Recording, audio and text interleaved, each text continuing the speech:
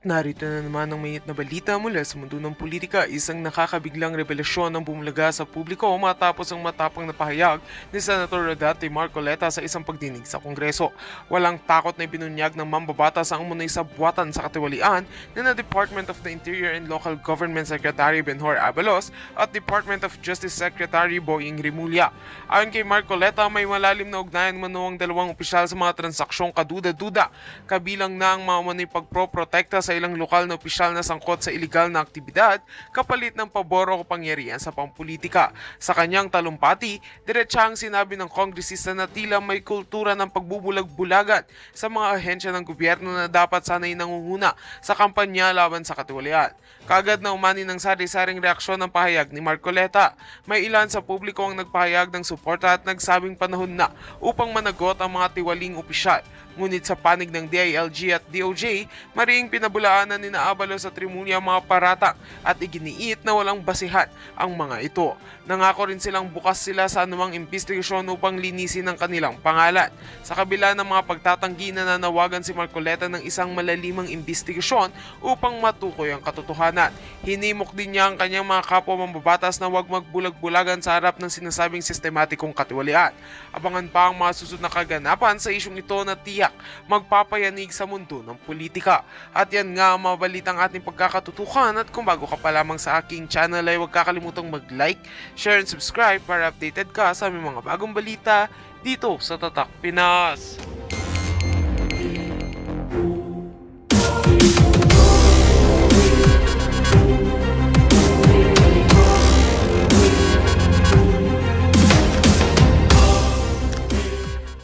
Issue pala ko, ito controversial ito, at mukhang sa social media ay pinag-uusap-usapan po ito dahil sa, kung hindi ako nagkakamali, sa isang probinsya po ito, at noon pa man ay nadidiscuss natin. Pero ngayon, iba issue dito sapagkat meron atang local chief executive na sinuspinde sa isang probinsya, kung hindi ako nagkakamali, Misamis Oriental ba ito o Misamis Occidental? Occidental, yan po. Na yung mayor ho doon, o vice mayor ata, ay sinuspinde. Nako, nang naalaala ko, ang gobernador dito, bago kayong high-blood din ko, baka kasi ito, pag narinig yung pangalan nito, tumataas po ang presyo nyo. Ito hong si dating Congressman Henry Uwaminal. Ay mukhang isa din ho ata ang may pakana ukol doon sa pagkakagulo sa isang lugar, sa kanyang probinsya, at pinasuspindi ata yung incumbent vice mayor ba ito o mayor. Naku! Ito po ang viral ngayon sa social media, Kong. Napalitan na yata yung apelido niyan Hindi po, wala akong petition ko. Wala akong... Yan narinig ko ngayon animal na daw. Waminal na daw yung pangalan. Si Kong Marcoleta talaga pala biro dito si Kong Marcoleta, no? Narinig niyo na, galing po yun kay Kong Marcoleta, Waminal, Waminal na po yung pangalan, nagbago na, pinalitan na, Governor Waminal na siya ngayon. Grabe talaga si Kong Marcoleta talaga. Pag bumanat talaga, no? Yan po ang kailangan natin, si Kong Marcoleta, mga kaibigan. Yan po ang gusto namin, Kong. Hoy, Kong, salamat po. At bumalik ka na. Di ba? Yan po ang kailangan natin pag si Kong Marcoleta po ang bumanat, guys, talagang, naku, sa poll talaga, sigurado. Wala pong preno-preno yan. Ang galing po talaga, guys, di ba? Ngayon, yung Waminal, naging animal na. Tuloy po natin, guys, tuloy po natin. Ito. Disgrasya. Ito ko ba nabalitaan nyo rin? Naririnig ko lang. Lalo na ngayon, nababalitaan ko. Opo. Kilala ko yan, pinag-usig ko nga yan Alam nyo naman yun, Deputy Speaker yan, kasama ko sa Congress. Kasabay nyo po, 18 Congress yun, pareho kami Deputy Speaker. Ngayon, matibay ang kanyang paniniwala na ang isang katulad ko ay... hindi ko gagawin yun sapagkat pareho kaming congressman, pareho kaming deputy speaker. At kinausap niya ako na, bro, kanya, pag-isipan mo na yung gagawin mo sa akin. Mukhang, huwag mong ikompromiso kanya yung pagiging magkaibigan natin dyan. Baka magkasira tayo. Kaya nga kita ako kinakausap para mapanatili natin ang ating Pagkakaibigan. Tama naman. Opo. Kung makikinig ka sa akin, mananatili yun. Kapag hindi ka nakikinig sa akin, di magkakahiwalay na tayo. Ayun, diba? tama naman. Magkahiwalay nga kami dahil hindi siya nakikinig sa akin. Opo. Oo, napatunayan lahat yung nung pinag-usig ko siya doon sa isang housing project na itinayo niya doon sa Osamis City. Opo. Na kung saan yung anak niya ay nagsisilbing mayor. Dating mayor, opo. Yung pinaglagyan niya mismo ng housing project doon sa barangay na yung kapatid naman niya ang barangay captain. Yung city administrator naman Opo. na kung saan mayor yung kanyang anak. Anak. Opo. Ay bayaw niya sapagkat kapatid ng kanyang asawa. Ayun, opo. Ayan, Lahat oo. ng ano? Di napatunayan lahat. Lahat ng hindi maganda. Lahat ng irregularities ko. Lahat ng irregularidad sa pamamahala Oo. ng isang local government ay napatunayan lahat doon sa kanyang lugar. Ibig sabihin, Okay. kung gagawa ka ng libro ko na handbook on bad governance, Oo. ito ang Gagawa ka Isang ng napakagandang halimbawa. gagawa ka ng isang libro na ang pangalan ay yung kanyang titulo, ang pinakamasamang pamamahala sa isang local government. Exhibit A yun. Oo. Isipin mo, hawak niya lahat ng mga sangay ng gobyerno Grabe, no? sa Region 10. Okay. Kasi alam mo yung ating pamahalaan, may kanya-kanyang regional offices. Totoo po yan, opo. Ang DPWH merong opisina Region 10. Ano? Ang DILG meron ding opisina doon. Opo. Region 10. Grabe. Ang COA meron din. Opo. Ang human rights nandun din. Ang PCUP nandun. Opo. At saka yung National Housing Authority ha? meron din ganun. NHA, meron din, oo. Lahat ay kanyang ginamit, lahat ay kanyang kinasangkapan para maitayo yung irregular. Housing project niya po. Yung housing project na ngayon, na hanggang ngayon hindi malaman kung sino ang may-ari. Dahil pinatayo niya sa lupa ng mga, yung kapitbahay niya. Opo. Wala siyang mapaglagyan ng project. Talaga gusto, kasi kontraktor yun eh. Opo. Kontraktor yun. Wala siyang mapaglagyan. Alam mo nakalagay sa batas, lalo na kung pinag-uusapan socialized housing, yung kukunin mo yung mga residential lots, iyon ang panghuli. List. Dapat yun, kahuli-huli na dapat. Meron pang mga ibang mga modalities.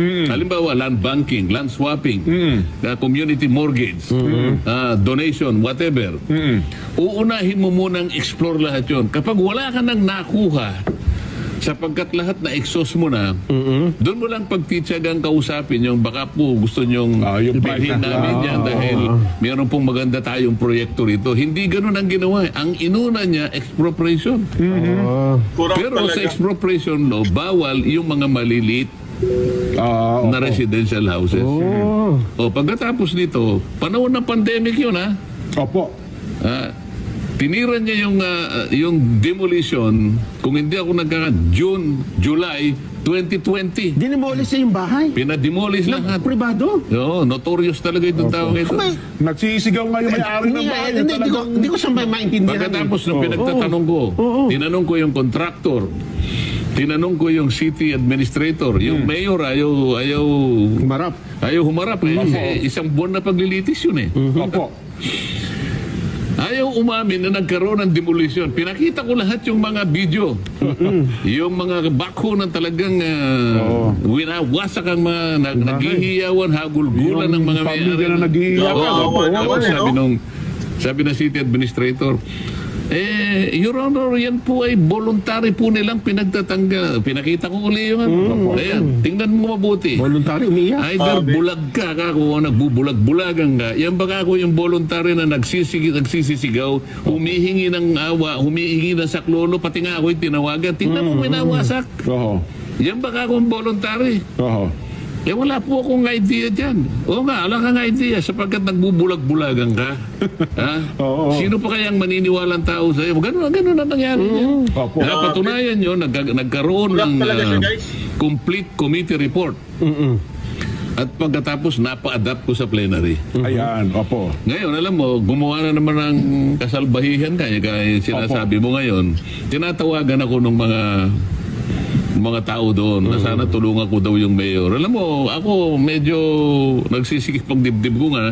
Nakikita ko hanggang ngayon. Nanalo pa nga na governor ngayon. Pero nga po, cabinet governor pala siya ng Marsalis. Nanalo. Sabi ko, ako sa panig ko, I did my part already. Grabe.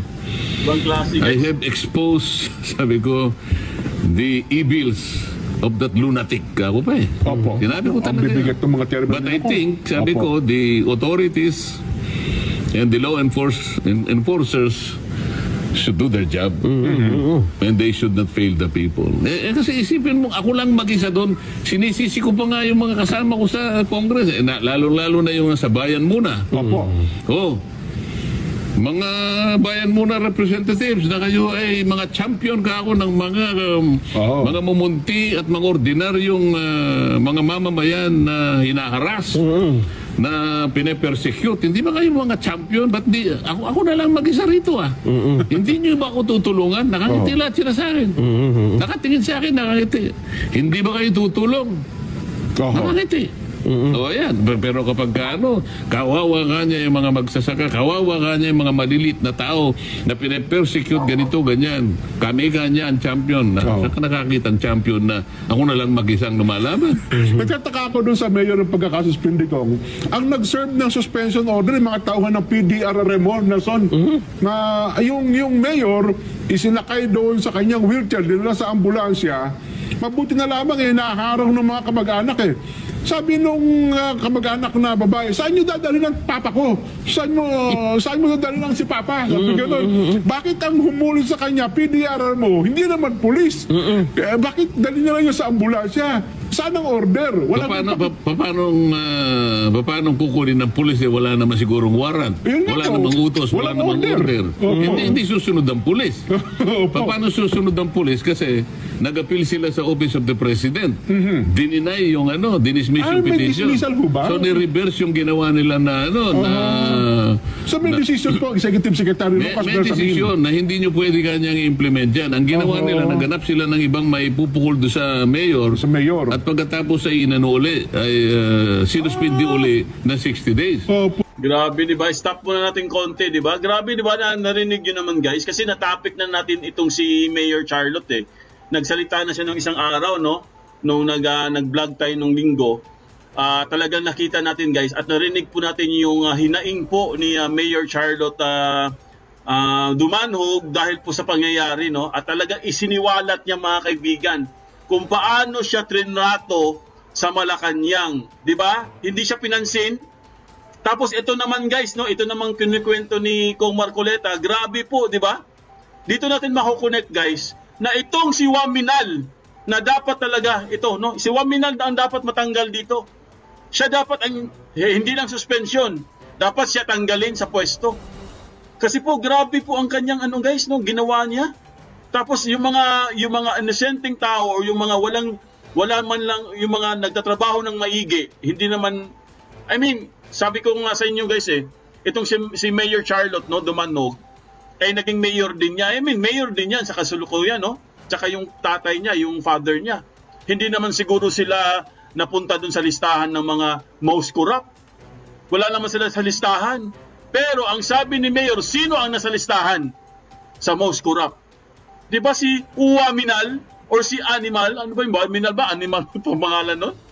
Di ba? Kaya po, mga kaibigan, ito pong sinasabi ni Kong Marcoleta ay talagang nagtutugma po, guys, na talagang corrupt. Di ba? Ngayon, napagtanto natin, walang kasalanan itong mga Dumanhog. Bakit sila ang pinag-iinitan? Sila ang dinidiin. Bakit sila ganun? Tapos nababalitaan pa natin na ito palang si Governor himod tumbong din pala kay Abalos. At 'di ba sinabi na rin ni sinabi na rin ni Mayor Charlotte yan. 'Di ba yung kay Abalos, kwento din niya. Tsaka yung kay Secretary Boying, kwento din niya. 'Di ba? Na-gets niyo na, guys? Same pattern. Ganun din nangyari kay Kong Teves, ganun din nangyari kay Bantag. Same pattern lang, guys. Pag mayroon silang gustong patalsikin, kailangan ididiin nila hanggat talagang diin na diin hanggat sa matanggal sa pwesto. Ganon ang kanilang mga trabaho, mga kaibigan. Tinatanggal nila yung mga kalaban nila sa politika. Intindi, di ba? Grabe. Para bang hindi niya alam na ang maximum suspension, Opo. 60 days lang. Eh, 3 ulit yata ang sinuspindi, 180 days. Tama ba? See, tatlong beses suspendido, 3 beses, mga kaibigan. 3, ha? Si Bantag ba, ilang beses sa suspended? 2, no? Tapos si Kong Arnie hindi naman siya suspended, di ba? Pero si Bantag 2 beses sa suspended. Ito guys, 3 beses. Ang tindi. Breaking the record. Oy, California girl, mega love shoutout sa iyo dyan. Kumusta ka na? Tindi, di ba? O, ituloy po natin si Kong Marcoleta, mga kaibigan. Yung pinaggagawa nito. Talaga palang hari ng... Nung gobernador. Oo, nung gobernador. Talaga Na gobernador ng dating DS, dating deputy speaker kasama ko. Opo, oo. Nung mag-graduate siya, Opo. kasi ako meron pa akong isang term, 19 Congress, di meron pa ako. Opo. Siya ngayon, Tumakbong ay gobernador ng Misamis gobernador. Oriental. Oo. Oo. Lahat ng kalaban niya, natalo. Opo. Kaya lahat ng nanalo, yan ang inuusig niya. Ayun. Na hindi nakapartido. Na hindi niya kapartido. Ayun. Pero ang balita, dati Hindi niya niya kaaliado. kapartido. Ayun na nga po. Oo. Eh, pero parang ayaw na rin siyang kasama. Eh ngayon, inuusig ngayon yan. Oho. So, kaya natin kinukwento ito, hindi na bagong bagay sa akin yung tao na yan sapagkat na-imbestiga ko yan. Opo. At yung report ay nananatili dyan. As in, ang nakalagay sa report, yung final recommendation, a copy of this report should be given to DOJ, Ombudsman, and the Office of the Solicitor General Oho. for whatever administrative, civil, or criminal liabilities that the subject of this inquiry might have done Ayun. and for which they should be charged. Oho. Yun. Ngayon, kung halimbawa, may kopya ang DOJ, may kopya ang Ombudsman, may Opo. kopya ang Solicitor General, at hindi naman sila kumibo, wala na ako doon. Ayun. Opo. Kaya sabi ko, yung aking parte, ginawa ko. Nagampanan nyo na. Nagampanan ko lahat at ginampanan ko kahit ako'y nag-iisa lang. Oho. Eh ano po ngayon ang mensahe nyo doon sa mga tao na pagigibig sa inyo, Kong? Baka may nakikinig kayo sa atin sa palatuntunan ito. Humihingi ng tulong. Kasi dati na naman tinulungan eh. Opo, alam ko po, tumatawag sa inyo itong mga tao ito, Kong. Oo, sabi ko, ilaban ninyo yung karapatan ninyo. Ayun. Sa pagkagaya ng ginawa ko, huwag kayo mawala ng pag-asa. Palagay ko naman, kung sakaling yung doon sa mga nakaraan na yung mga iba ay nagpabaya, baka naman may makakita tayo ngayon na sa administrasyon ito, gagawa naman. Oo. Well, sana naman. Ano. Tsaka sa part siguro ng DILG, baka pwede sila manawagan din kay Secretary Benhar Abalos ng DILG, Kong. Ano? Baka pwede umaksyon dito ang DILG. Oo, umaksyon ka Nasabi mo naman, yung DILG dyan. Opo. Nung siguro 2 weeks ago o 1 week ago, meron kasi kaming meron ayan akong na. appointment kay Kwento Secretary Benhur Abalos. Okay. Opo. Ang appointment ko ay alas 5 ng hapon. Oo. Yung punto alas 4, mga 4:55, nandun na ako. Alam mo naman ako, hindi ako nagpapauli sa mga Opo. meron namang receiving room doon eh. Opo. Hindi nagkakape ako ron. Maraming biskwit doon eh. Kakape ako. Oho. Nung yung punto alas 5:05, Aba. lumabas ngayon ang Secretary of DILG. Secretary Benhur. Alam niya na naghihintay na ako dahil alas 5 yung usapan namin eh. Opo. O de lumabas siya para ako'y Harapin po kayo, opo. harapin. Pagkatapos ipasok niya na ako kung saan kami mag-uusap. Opo. O di tumayo ako nung pagkakita ko ganyan kasi nakatalikod eh. Opo. O, sir, sabi niya, nandiyan na si SILG. Pagpihit kong ganon, nakita ko nga siya, di tayo ako. Opo. Pagpihit kong ganon, may nakita akong kasama niya. Ganon. Nagmano sa akin yung kasama niya. Alam mo kung sino yun? Sino po? Si Governor Wanimal. Naunahan kayo. Nagmano pa sa akin eh. Nakita mo naman yan. Kasama yung anak niyang congressman na dating mayor na sinasabi ko sa'yo ng Osamis City. Dapat nagpa-schedule pala kayo alas 4, Kong. Eh, nung malay ko naman nandun yun. Dapat pa. Kumbaga sa chess yan, Kong. Nauna kayo mag-castling. Pero nakita niya na nagmano pa eh. Opo. Nagmano pa. Hindi na natuloy yung usapan ninyo. Ha? Hindi na natuloy yung usapan ninyo. Hindi na. Ayaw ko nga siyang tuloy-tuloy na ako. Ganun po. Naging sibil lang ako sapagkat nakarap yung secretary. Wala namang alam si Secretary Ben Ursano eh. Opo. Well, ngayon, nung pagpasok kong gano'n, tsaka na lang kami nag-usap. Ayun. At kung ano man napag-usapan namin, sikreto na namin. Ayun. Bagay, nandiyan naman kayo lagi sa DILG sapagkat ang ating kaibigan niya, si Yusek Balusina. Andiyan din po lagi sa barangay ko. Ayun. Inunahan siya ni Governor Waminal. Inunahan siya. 'Di ba? Ang may appointment dapat si Kong Marcoleta. Pero pagdating niya doon, andun na po si Governor Waminal. Inunahan na siya. Para siguro hindi makapagkwentuhan yung dalawa, inunahan na niya. Kasi alam niya Alam niya na bibirahin siya ni Kong Marcoleta, magsusumbong si Kong Marcoleta kay DILG. Kaso lang, itong si Waminal, mas close sila ni Abalos eh. Meron silang something mga kaibigan eh. Meron silang something. Nabisto ang mga tambalos. Hello, Samuel Membrano. Ayan, mega love shout out sa iyo dyan. At kaya, mga tambalos, wala na. Hello, Marcos Claro. Ayan, si Marcos Claro. Lovito Amor. Tama ka, Ed Magente. Bakit hindi pumalag si Kong Marcoleta sa kaso ni Bantag at Teves? Ayan. Inunahan na si Kong Marcoleta ni Abalos para sigurado. Playing safe. Sila ang protektor ng Pogo at mga negosyo nila kasama ang Ambalos.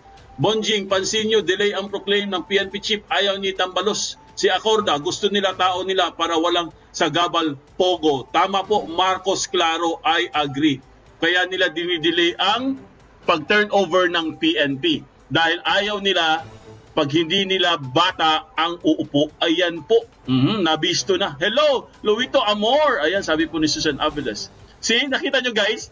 Nakita nyo ang ginagawa po ni Governor Waminal? Ganun po siya katindi mga kaibigan. At inunahan pa niya si Kong Marcoleta. Sabi siguro niya, unahan ko na to. Baka kung ano i-chismis sa akin. Kaya pagdating ni Kong Marcoleta, nagulat na lang siya guys. Teka lang, parang may... Sino itong kasama ni Secretary Abalos? Mukhang may kasama. Nagulat na lang daw siya, bigla daw nagmano. Yung pala, si Waminal na pala. Ay, nako. Magmano ka rin Kong Marcoleta kay Benhor. Alam nyo na, nagmano eh. Alam nyo na ibig sabihin nun. Di ba? Parang mafia yan eh, mafia. Grabe nangyayari nga. Alam nyo guys, ang grabe na nangyayari sa administrasyon na to, di ba, no? Di ba may mga sobra pong grabing mga hindi natin masikmura kasi nasanay po tayo kay Pangulong Duterte na pag meron pong mga ganitong klaseng mga corrupt na mga opisyal ay talagang siguradong nasa listahan ka na. Siguradong papahiyain ka na niyan. At i-mention yung pangalan mo. Di ba? Nasanay tayo kay Duterte. Ngayon kasi wala, tahimik eh. Di ba? Nabulaga si Kong Marcoleta. Oo, nabulaga siya. Nagulat siya. Naunahan ako ah. Naunahan ako ni Waminal ah.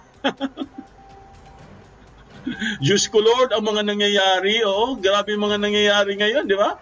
Sabi ko sa inyo mga kaibigan eh, yung panahon po ni Tatay Digong guys, lahat ng mga mayor, governor, lahat no, vice mayor, even mga barangay kapitan ha, ang tatapang po nila mga kaibigan sa panahon po ni Duterte, ang tatapang nila ha, ang gagaling nila manghuli ng mga ng mga masasamang elemento.